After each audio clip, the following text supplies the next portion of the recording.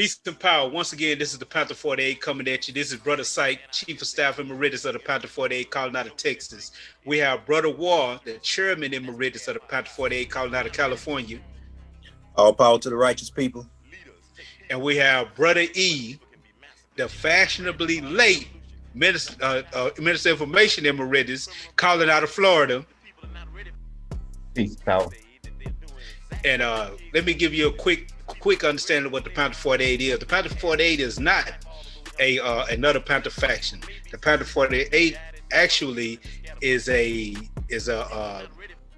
congress of men who have came together to for the continuity of Panther ideology and Panther information. We are trying to create, and in the process of creating, basically a one-stop shop for Panther information and Panther ideology, and not just Panther, but revolutionary ideology. Hopefully, those who consider themselves revolutionaries, community activists, people that are serious about true building, true nationalism, and making real changes in the community will come to this channel and seek and gather this information that we're putting together for the people to be able to learn, grow, and build with. So today we're going into our Politics 101 Part 5. We're going to go off topic just a little bit because we want to deal with something that's been in the forefront of the media from a political level. What we have is what the media has been called domestic terrorists. The Trumpers, who were so upset about Donald Trump losing the election that they raided the Capitol. Some of them ran into senators' chambers and sat in their desks and put their feet on their desk, and they did the food. They did the food, and we're going to discuss that. We're going to dialogue on that. Brother Walt. Yes, I'm here, brother. Go ahead. I'm gonna let Brother War give y'all a quick breakdown of that situation, and I want your opinion, Brother War. Why do you think these groups of white people flocked to Donald Trump the way that they did? Well, I would say when I look at the dynamic of what happened, this basically builds up over a course going back before Donald Trump, because what we had before, and let me just say it like this: if it wasn't for an Obama, basically there wouldn't have been a Trump. That's the bottom line of that situation. And in dealing with Donald Trump, what you had is the fact that it was basically a fallout from America, the face of America being perceived as being that of a black man. Now, mind you, this is perception, but the perception was the face of America was black, and that didn't sit right with certain perspectives of the white society, especially here in the United States.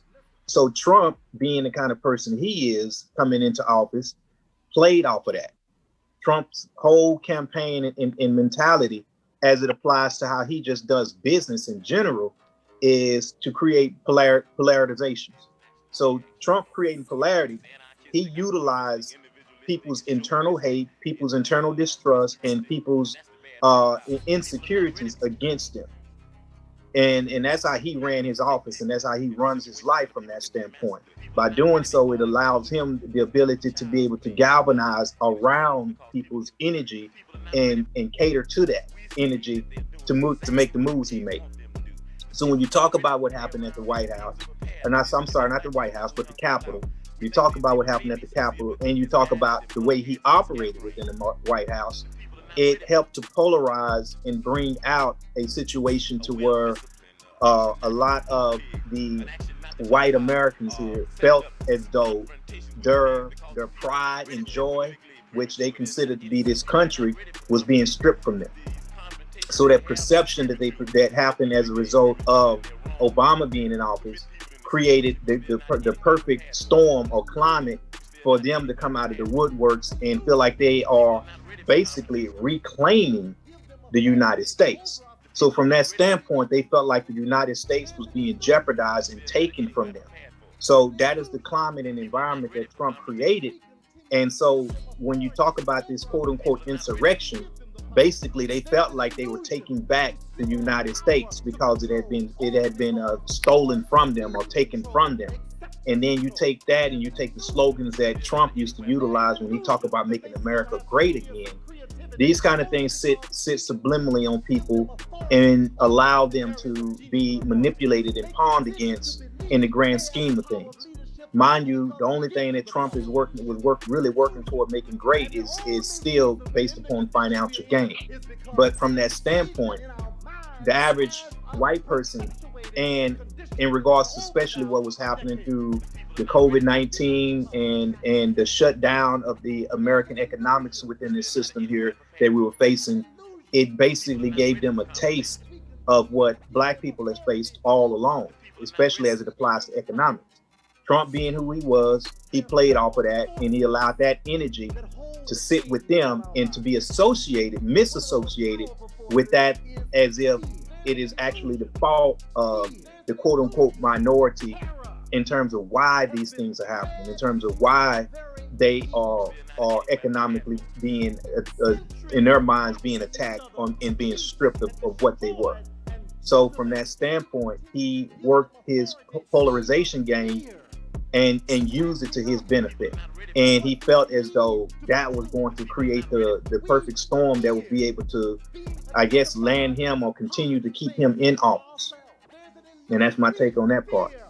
So let me ask you this before, because you saying that everything that he did and most of the things that he said and the people that he galvanized was a strategy that he utilized to gain political power. He recognized that white people, for the most part, were upset about the face of America becoming black with Obama, the symbolism of that.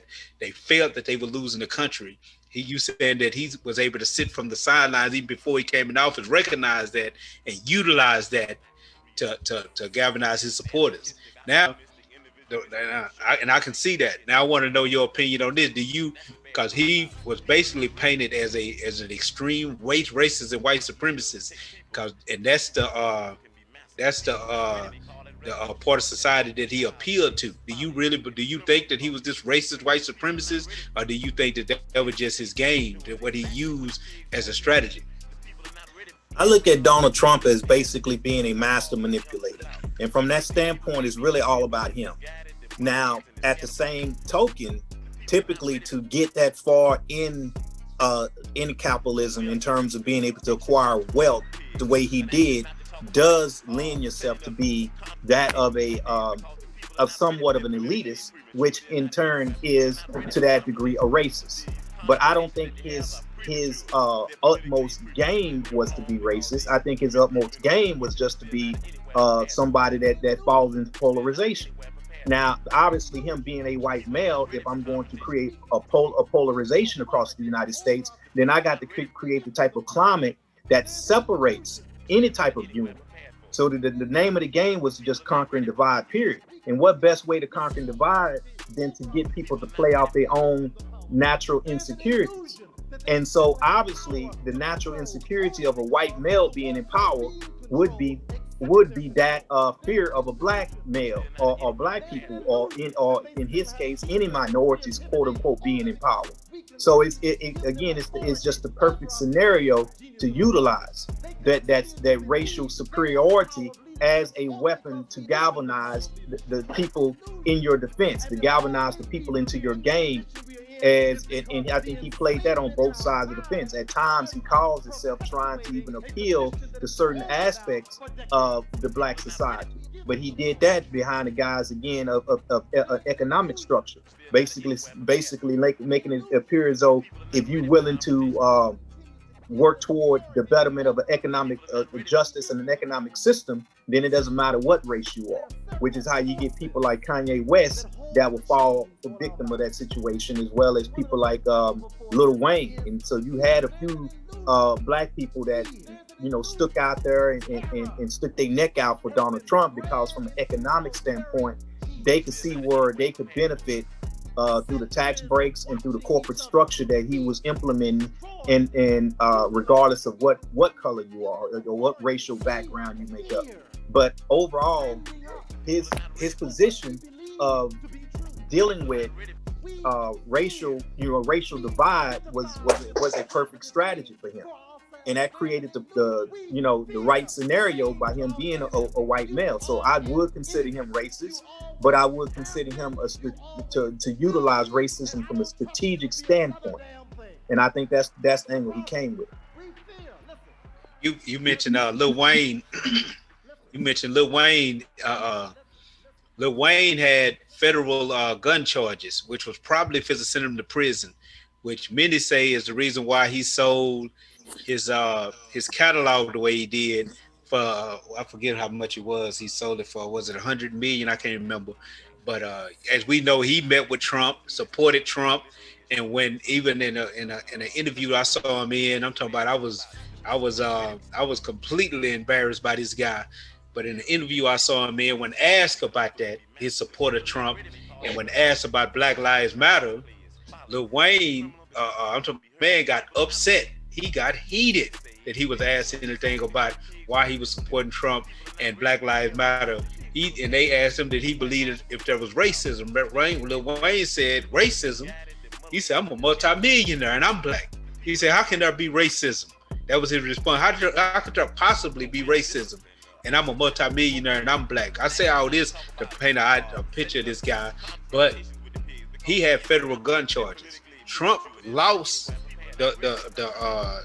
he lost the presidency. He knew he had lost, and one of the people that he pardoned was Lil Wayne. He pardoned him for those federal gun charges. Do any one of y'all got an idea or an opinion of why y'all think he did that? Donald Trump pardoned Wayne. Well, to me, it goes right back into the same scenario of galvanizing and creating polarity around economics. To me, the same way he reached out to the average white person, he reached out to Lil Wayne with the same tactic. And so Lil Wayne sees himself, when he looks in the mirror, he sees the same things that make him identify with a Donald Trump. And so unfortunately, he's lost in the sauce when it comes to that. So I feel like Lil Wayne is not looking at the identity of who he is or what he is as far as that go. He's simply looking at his economic status, and his economic status basically stated and basically privy him to be able to maneuver and manipulate regardless of his racial background. And from that standpoint, Donald Trump spoke to that. So it only makes strategic sense that Donald Trump would have pardoned Lil Wayne, because that is going to have an impact for years to come. So you basically got somebody that's going to be in debt to you and going to be in your corner for whatever moves you already planning and making, beyond the White House. So from that standpoint, Donald Trump, just basically gained a powerful ally in terms of being able to reach out and have a voice to make the next moves he's going to make. And let's not forget the power of somebody like Lil Wayne as it applies to being able to deal with the influence of the rap industry movement. So Lil Wayne having that influence, and Donald Trump being a master manipulator as it comes to business ethics. Why would I not have this get this person out of jail or write them a pardon from the standpoint of being able to have that audience? So what he just did by pardoning Lil Wayne is he bought basically that's a very good trade-off in terms of the amount of influence you just purchased. So from that standpoint, all it was is creating that implied purchase of Lil Wayne's audience when he needs it. And to me, it only makes perfect business sense. Go ahead. Go ahead, E. Well, I wasn't going to say anything, but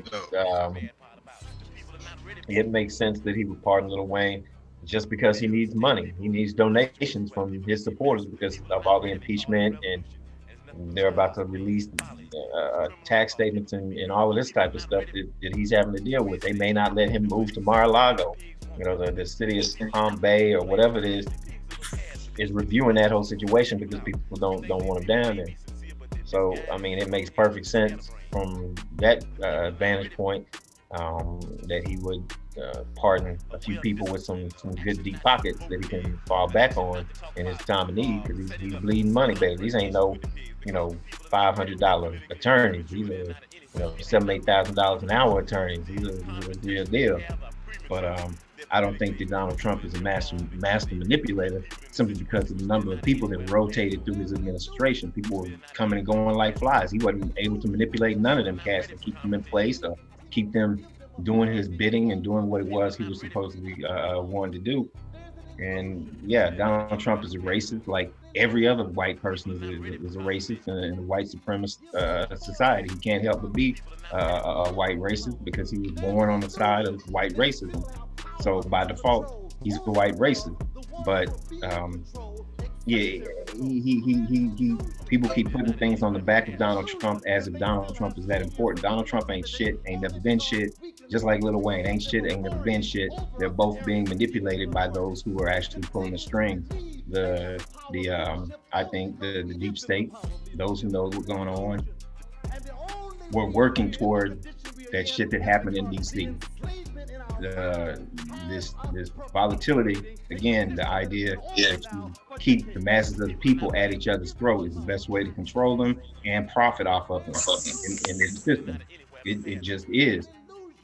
So having him come into power simply played into their politics, into what it is. This whole, the next step is the tightening and the extension of those policies that apply to foreign terrorism. As soon as this stuff happened, I mean, like the first 3 or 4 reports that I saw after the shit in DC went down, everybody on cue, MSNBC, CNN, all of the mainstream media, everybody started dropping the words insurrection. Right behind that, they started talking about, they've been using the phrases like homegrown terrorism and terrorists for a while, but now it's come into more play. Extremists have become homegrown terrorists. The bill that Biden and them are putting out, insofar as bringing some of those war on terror laws and rules and ways of going about things, bringing those rules home, those bills were written already. I've seen several stories about how this bill and this layout was already written, that these rules and regulations that are going forward were already ready to be put into play so that they could just start rolling them out.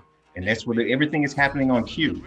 I think the whole thing in DC, though the individuals, muddle-headed and scatterbrained as they were, whatever, may have been sincere in being pissed off, but that hitting the way it hit, and by the way, there are several articles you might Google sometime, the leader of the Proud Boys is being said to be a CIA, I think it's CIA informant. He's supposedly been working for the feds for years, so he's a snitch.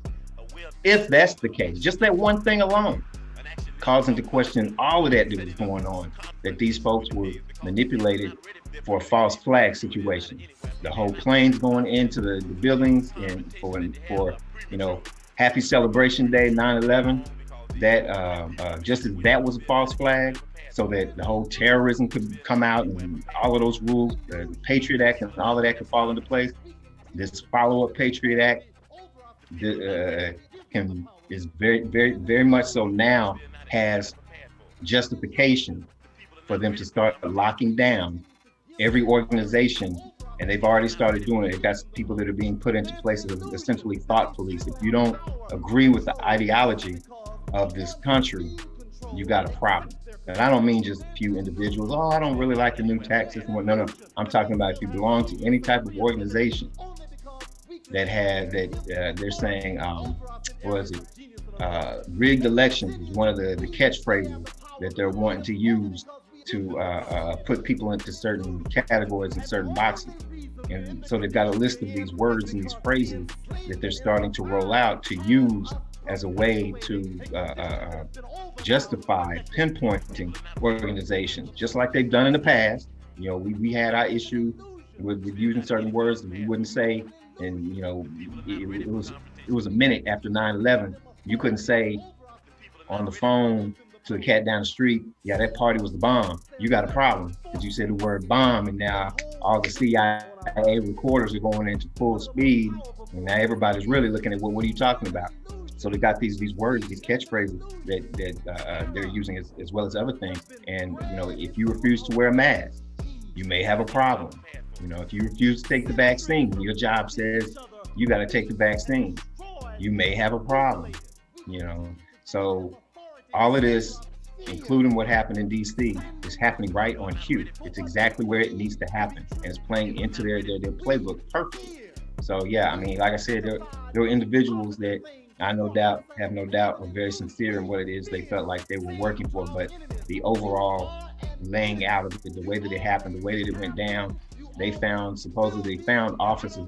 Some of the senators and congressmen, whatever, have offices that are labeled with their names on it, like Nancy Pelosi's office. But then they have other offices that are not labeled. Well, some of these other offices without labels were found. People went and targeted these particular offices, went in there and took certain things out of there. So there was some coordination, and there, on top of that, whether there was or wasn't coordination, there's enough of a push within the Senate, within the Congress, with Pelosi, and I forget this white chick's name, but she's supposedly a Trump supporter, believes some of the QAnon stuff that's been going on and all of that, and supposedly had calls for the death of some senators or some real extreme type shit. So there's even this infighting now that's gotten beyond what the U.S. is used to, that other countries have seen and are kind of used to. Other countries that actually fist fight on the floor of their capitals and whatnot. But all of it's playing out a script. If you look at other insurrections and other coups and all this other stuff in other countries, Venezuela, Iran, all these places, it's playing out the exact same way. So yeah, it happened. Some people actually died. Cop, which was great. One of the supporters was beating the cop with a U.S. flag. That was incredible. I love that. That was so nice. But the whole thing is just playing out right on cue. If you step back and look at the script, like I said, at other countries, you can kind of guess what's coming next. And that's why I say what's coming next is things are going to get tighter. People are going to ask for it. Hey, we need to have to wear, if you're on a bus, you should have to wear a mask. Even though Fauci's gone back and forth and said, and admitted that he lied in the beginning when he said, yeah, masks are not good. We don't really need to worry about wearing masks. Then came back a few months ago, just before, it was just after Biden got elected, quote unquote elected. He said, well, yeah, I lied about that because, first responders need the mask. So I lied. I felt like the American people weren't ready for it yet. So he's lied about it. So, but all of this stuff starts coming out and people are gung-ho and asking for this shit. So, like I said, the Capitol thing was just, it was to me, a false flag. It was political theater, and it played its part. And we'll ask for the ass whooping that's about to come. But either way, I figure I win, because either it was a false flag and it's a part of the deep state plan and rolling this shit out, or it was genuine and these white folks are really at the point they're ready to fight and come to fisticuffs. Either way, I'm good. Hey, I'm good with either one. I got a question before we move on, because you keep saying deep state. Define that for us. What is that? Because we might have listeners listening and watching that might be like, what is the deep state? What is that? Well, the deep state is really just it sounds a lot cooler than it is, but it is kind of cool. Basically, you have people that are in the government that are they're not elected to an office for X number of years. This is their career. This is what they do. So they want to maintain the status quo. People, high, low, in the middle, all around, who, when someone like Trump comes in and wants to draw down in Afghanistan, well, you got career generals and admirals and captains and whatnot in the military. You're like, whoa, you trying to bring my job, you trying to cut down on the job that I have to do, aside from their passion for killing motherfuckers. That's another subject.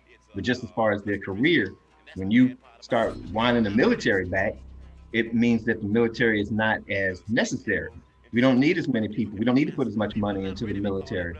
So rather than let that happen, folks that are in the deep state, these career government folks that are in the background manipulating and passing notes and whatnot, and let's set Trump up and let's get this and we got to do this and he's going to mess up. Da, da, da, da, da.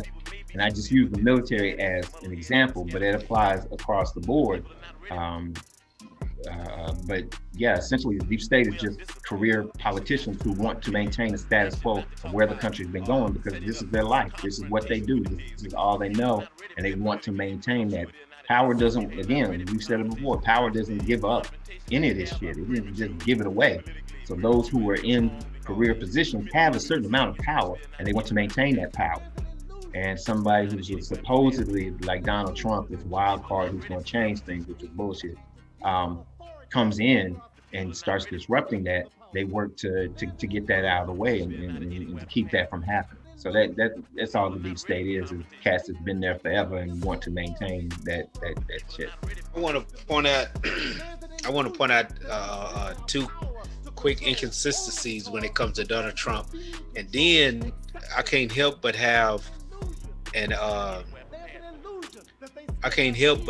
look at him and ask myself a question, and I'm gonna ask it out loud, and maybe y'all have some answers to it. But anyway, as we saw Trump supporters riot at the Capitol, we saw that, and Trump is the same guy that, what was it, a year ago, maybe not that long ago, that when he was talking about BLM, Black Lives Matter, he said, when the looting starts, the shooting starts. This was his little motto. He was saying that okay, peaceful protests are all right, but when people start turning up stuff and all that, then the police need to go in there and draw down. They need to go in there and run down on them. Now his supporters ended up doing the same exact thing, but not in a poor community. They did it at the Capitol. They did it in a bigger, in a more fashionable theater. And Trump's number one lawyer was Rudy Giuliani, who, as Brother War, matter of fact, I'm not even going to explain it because Brother War was there at the Million Youth March in Harlem. Can you give us an understanding of how Rudy Giuliani acted with the Panthers during the Million Youth March in Harlem? Well, basically, that particular incident, what we're talking about is the first Million Youth March that was orchestrated and put together by Dr. Khalid Muhammad under the New Black Panther Party. The deal is Rudy Giuliani had always, in his current status in New York, was, running things basically like a mafia from that standpoint. And he had it out for the nature of the event. Malik Zulu Shabazz had been fighting certain fighting to make sure that the permit got secured and that the event was able to take place. And Giuliani did not like the fact that the New Black Panther Party at the time achieved the victory in being able to even put the event on in the first place.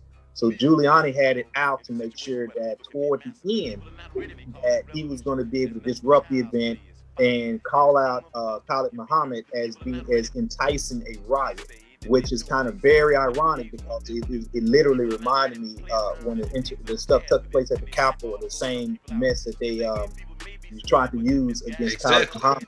It was basically the same scenario. So what happened was, as the event was actually wrapping up, Giuliani had the helicopters and the riot police moved in before we even had time to clear the stage. I mean, we was literally just trying to get out our final thoughts and clear the stage, but he basically, because he already had it made up in his mind that he was going to call the thing a riot, that he created the climate. So what he did is he fabricated the climate and moved in on the situation to disrupt it at the end.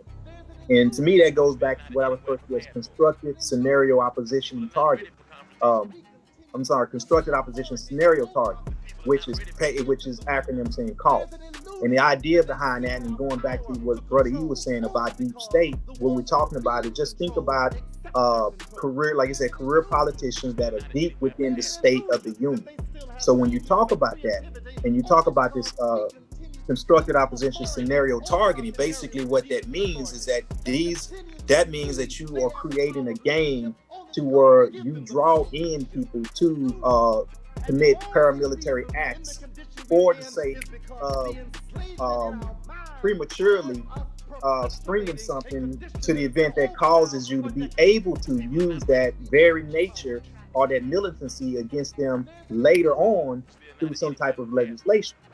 The same thing is happening with the Not Fucking Around coalition.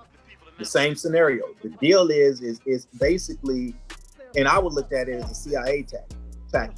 So what you're talking about is you're talking about creating fear, and you're talking about utilizing concepts of fear and creating this perception that something must need to be done because these people are going to get out of hand and they're going to cause this or do that, which rolls right into the idea of what's going on with this domestic terrorism. So I would go as far as saying that Donald Trump was basically just used, him being who he is, and drawing polarity. He did not realize that bottom line, the intelligence community were going to use his demeanor and his methodology against him to create the proper climate so that they can grant themselves more power. That's really what this is all about from that standpoint. Do not think for 1 minute that the intelligence community was not aware of what was going on. The intelligence community was right there, and just like how he made it known in regards to the leadership of the Proud Boys being infiltrated from that standpoint, that basically means that this stuff was orchestrated and the strings were pulled behind Trump, and Trump was just utilized as basically, I would just say, as the igniter that was already, all of the proper ingredients were put in place beforehand anyway, and all they needed him to do was strike the match, knowing that Trump couldn't help himself but to strike the match. So it's basically psychological warfare being used so that the intelligence community could ramp things up and continue to move forward with the next generation in regards to the presidency, to gain certain levels of power that they were setting themselves up for all along. So allowing Trump to be Trump basically just played all the way into their hands in the first place. And this goes back to, like he said, with the deep state thing, especially as it applies to the military. So from that standpoint, we're dealing with pawns that were being utilized for the greater, quote unquote, methods and greater mission of what the intelligence community wants to do in terms of being able to eliminate, eradicate, and expand their power base within the United States government. From that standpoint, it goes right back to what J. Edgar Hoover had did with the FBI, to where he made the FBI, even within as a branch of the intelligence community, he made the FBI be able to make moves that put them in a position beyond the reach and the touch of legislation. So the intelligence community is basically doing that same game and playing into that same card. So they're putting themselves and positioning themselves in power, where they're able to manipulate and move around whoever's in office, around whoever gets elected, because they are deep state, because they are the ones that are in this for the long haul. And so from that fashion, this is what the basis is of constructed opposition scenario target. And people, it's. See go ahead. Just as far as the deep state, one more real quick actual factual example. Back a year ago, 2 years ago, whatever, when Trump was talking about pulling troops out of Afghanistan and Iraq, how he wanted to end these wars and whatnot. If you ever notice, the wars never ended. But Trump, one of the things he ran on and actually attempted to do was to pull troops out. So the generals, the deep state generals, took orders and direction from him and turned around a little while later and said, yeah, we're pulling troops out. We just pulled out X number of troops, 1,000, 10,000, whatever it is, out of Afghanistan, when in reality, they hadn't. And they've actually acknowledged that this is what they did. They fed him false information to keep him from knowing what was actually going on and giving further direction on ending something that they didn't want to end. So again, it's just an actual factual that really happened, that this actually goes down. and just kind of shows that the face of the presidency is not what people have been led to believe that it is. The presidency is just a placeholder. It's a nothing. It's somebody sitting there for show. When the U.S. needed to make better inroads into the Muslim world after 9/11 and all that had gone down, to reestablish itself as a power there, lo and behold, you get a president named Barack Obama. Not coincidence. Prior to that, back when the issue was between the US and Russia, the Cold War and all of that, you had presidents with white folks' names, regular white folks, all of that. Then when the wall came down and the Cold War was supposedly over and all of this, the US won, blah, blah, blah, and the idea of the terrorists started becoming a thing, the US started having to fashion itself in that direction. So again, you had a president who appealed, at least on the surface, to that particular demographic. And so having him installed as he was installed appealed to that. Now you had this idea of, okay, masses of white folks are pissed off and whatnot, and needing to harness that energy. Along comes the installation of Trump, a dumbass, who really, if you look at his business record, it ain't all of that. It's really, as far as billionaires and all that, he got money from his daddy, supposedly squandered that away. He's not the world's greatest businessman. He's lived off of the Trump name and licensing. Most of his money has come out of licensing, allowing people to put Trump on their shit to make it sound like, ooh, it's big time, when really he's not all of that. But yeah, so that's just an idea again toward that deep state, that the generals and others who will feed him bad information to keep him in the dark while they do what it is they want to do anyway. Now, I wanted to make this quick point, and then I want to ask a question. War kind of answered it a little bit, but I want to ask a question. That the major point that I wanted to make, and the reason I brought up the Me and You March, because I wanted to point out hypocrisy, and I want people to be able to really see hypocrisy when it's in their face. About Trump talking so bad about the protests, about black men being murdered by police officers, and what makes a legitimate protest and what makes an illegitimate protest. And then we see, without a shadow of a doubt, his supporters doing exactly the things that make what he considered an illegitimate protest. And so he should have, if he wasn't a hypocrite, he would have came out against his supporters and said the same exact thing. When the looting starts, the shooting starts. But do we really need to point that out? And for some people need that pointed out.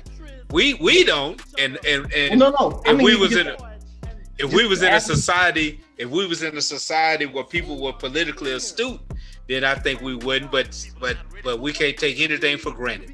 I think we need to make sure that then even with the Rudy Giuliani thing and what happened to Warnham in New York with the Me You March. Rudy Giuliani is the very guy that attacked War and Dr. Khalid and all these brothers because he said that it was a hate march, and he said that they were trying to what was the words, War, that he utilized for what Dr. Khalid was or what he was doing, his speech it was basically inciting a riot. Yeah, inciting the riot. And that's exactly what inciting. Stop saying inciting. God damn it. No, but I'm saying, even, okay, so Malcolm used to talk about how the masses of black folk, the bourgeois are the ones who are, you gotta vote. The bourgeois, they're invested in the system, they need to maintain the illusion, blah, blah, blah. But the masses of people wasn't falling for that shit. So, and that's why I asked that, because I can't feel in my heart that we as the people have to have that pointed out to us again. Number one, most black folk didn't like Trump from jump. And to see it, it's like when I see, I'm looking at this Instagram thing and people are basically saying the same thing, because they don't even go back. Nobody remembers the Million Youth March. You know, people don't remember that shit. But when they go back to when protesters, black, white, whatever, BLM, all of them cats, he went out to do the little church thing. with the Bible, the photo op and whatnot, and he had them clear the street when protesters and whatnot were marching around the Capitol or whatever, having their picnics, and we turned into people were dancing in the street, nonsense and whatnot. People are referencing that and saying, you know, and showing pictures of how the National Guard was posted up when they got there. When they got there, they had hundreds of National Guard posted up on the Capitol, standing guard, when there was none of that installed for this. So I can't believe that we don't see the hypocrisy. For me, the issue is, yeah, you've lived how long in this country? If you haven't seen the hypocrisy, and like I said, you don't have to go back to college. You go back 2 weeks and find something, I'm sure. You know, the fact that the political party that has always been about free speech, now has an entire generation of the same group that's yelling, you know, we need a safe space where people can't say offensive things and blah, blah, blah, and all this bullshit. So this country has always been about hypocrisy. Always. We know that. We whether we know the word hypocrisy or not, we fucking know that shit. Medical care. I've seen it pointed out by randoms online, not activists, just random black folks on Instagram, how for all these years, black folks have gotten the worst health care possible. Like they downgraded on purpose when they see us coming. But all of a sudden, this country is worried about us getting the vaccine first because we're the most affected by the COVID thing and all of it. Why? So we're pointing it out and we see it. For me, the problem is, so yeah, it's a hypocritical, racist ass. They hate you. They've hated you. They're gonna keep hating you. Now what? What you gonna do about it? That for me, you know, and you know me. That's always how I am. Me personally, I'm tired of hearing it. I've heard so many black folks bitch basically because let's face it, when Frederick Douglass and others have said that power concedes nothing without a demand. A lot of cats like to throw that out there and go out there and march in the street. But at some point, that marching in the street, if your 2-year-old comes up and tries to demand that you make dinner, if you're any kind of a parent, you know that that's no demand because that 2-year-old doesn't have the power to demand shit. Demand infers a certain amount of power to inflict consequences if those desires are not met. We don't have that power, number one. Number two, if you keep on doing it, and you keep on doing it, and you keep on doing it, eventually your supposed demand becomes bitching. So at this point, for me, it's hard for me to listen to the bitching that black folk do. If you keep complaining about a situation, but you don't do anything to change it, and you keep on complaining about the and you continue to not do anything to change it, you're bitching. Shut the fuck up. Either make some moves or shut up, because I get it. I don't need to hear. You don't need to convince me.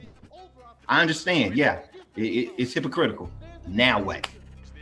So yeah, it's just hard for me to swallow that we don't see the hypocrisy. We just don't know what to do or don't really give a shit. No, we're used to the bullshit. This is what we deserve. So yeah, I'm gonna whine a little bit. If I stay at my job, even though I know they're fucking me, but I keep staying there and not trying to find some other way to do something, then yeah, you just bitching. Shut up.